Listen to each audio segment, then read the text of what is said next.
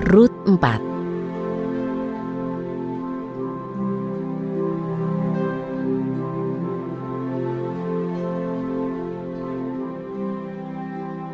Boas pergi ke gerbang kota dan duduk di sana.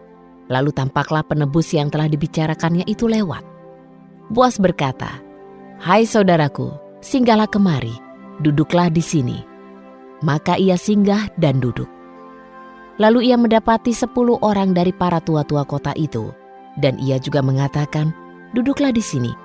Maka duduklah mereka. Kemudian ia berkata kepada penebus itu, "Bagian ladang untuk saudara kita, milik Elimelek, akan dijual Naomi yang telah pulang dari tanah Moab. Dan aku berpikir bahwa aku harus mengatakannya kepadamu. Belilah ladang itu di depan mereka yang duduk di sini dan di depan para tua-tua orang-orangku. Dan jika engkau mau menebus, maka tebuslah. Tetapi jika engkau tidak mau menebusnya, katakanlah kepadaku agar aku tahu. Karena tidak ada seorang pun yang dapat menebusnya selain engkau. Dan setelah engkau, aku." Lalu penebus itu berkata, "Aku mau menebusnya." Boas berkata, "Pada hari engkau membeli tanah itu dari tangan Naomi, maka engkau memperoleh Rut juga, wanita Moab yang merupakan istri dari orang yang telah meninggal itu, untuk menegakkan nama orang yang meninggal itu di atas warisannya." Kemudian penebus itu berkata, "Aku tidak sanggup menebusnya bagi diriku, karena jika demikian aku akan merusak milik pusakaku sendiri. Tebuslah apa yang seharusnya aku tebus, sebab aku tidak sanggup untuk menebusnya." Dan dulu beginilah yang berlaku di Israel dalam suatu penebusan. Dalam suatu pertukaran untuk meneguhkan setiap perkara, seseorang akan melepaskan kasutnya dan memberikannya kepada sesamanya. Itulah cara pengesahan di Israel. Kemudian penebus itu berkata kepada Boas, "Belilah bagi dirimu." Lalu ia melepaskan kasutnya. Maka Boas berkata kepada para tua-tua dan kepada semua orang itu, "Kamulah para saksi pada hari ini, bahwa aku telah membeli semua yang menjadi milik Elimelek, dan semua yang menjadi milik Kilion dan Mahlon dari tangan Naomi.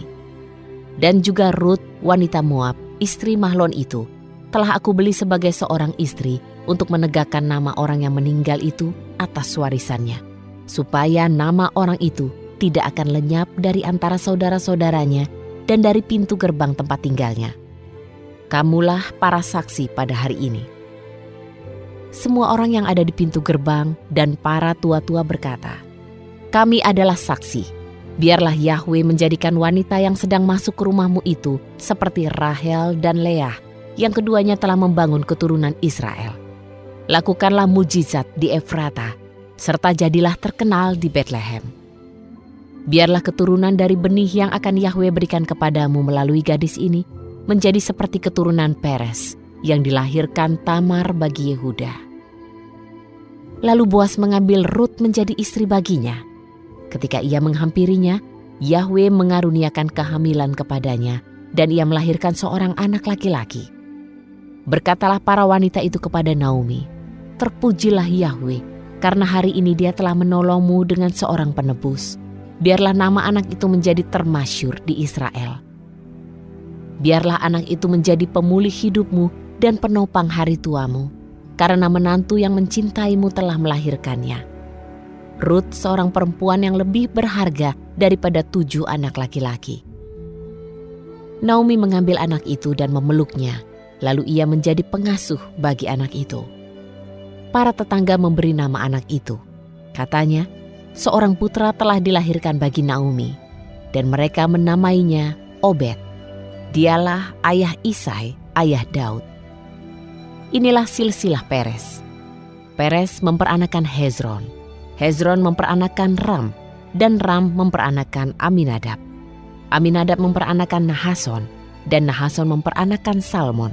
Salmon memperanakan Boas, dan Boas memperanakan Obed. Obed memperanakan Isai, dan Isai memperanakan Daud.